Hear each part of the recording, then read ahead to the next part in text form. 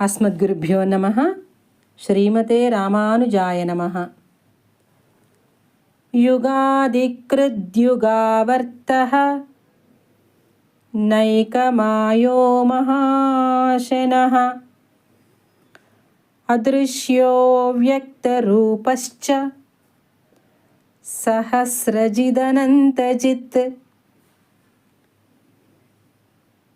వటపత్రశాయి భగవన్మూర్తి అంతులేని ఆశ్చర్యకరమైన భగవత్ ప్రభావము ఈ శ్లోకమున నిరూపింపబడుచున్నది.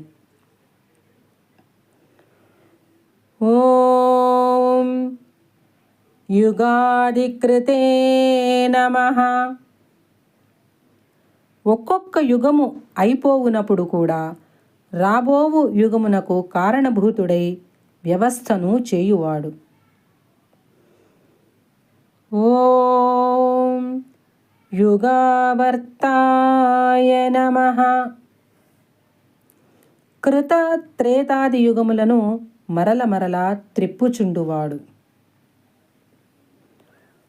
ఓం నైకమాయాయ నమః. చిన్న శిశువు యొక్క రూపము దాల్చి అనంతమగు జగత్తును మృంగి క్రింద ఆధారము ఏమియూ లేని విధముగా జలార్ణవమున మర్రి ఆకుపై శయనించియుండుట.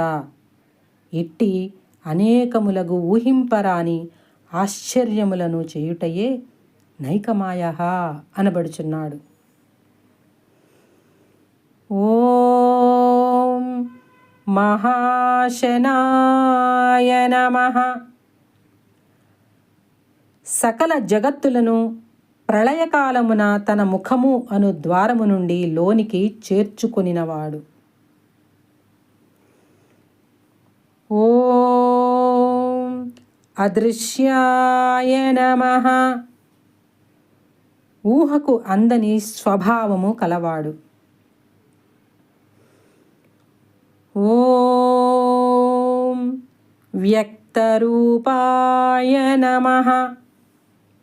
పిదప మార్కండేయుడే ఆ మూర్తిని సమీపించి పరికించి చూడగా స్వామి వ్యక్తరూపుడయ్యను, అనగా స్పష్టముగా తన సర్వాంగ సన్నివేశమును సాక్షాత్కరింపజేసెను. ఓం సహస్రజితే నమః. ఇచట సహస్రము అనగా 1000 యుగములు, అది ఒక కల్పము అనబడును. 1000 కొలది యుగములు గడచి కల్పాంతమగు వరకు అట్లే శయనించి సర్వాధికుడై ఉండువాడు. ఓం అనంతజితే నమః.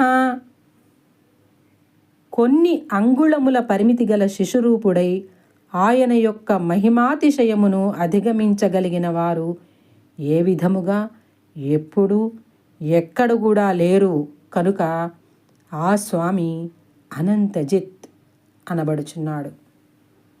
జై శ్రీమన్నారాయణ.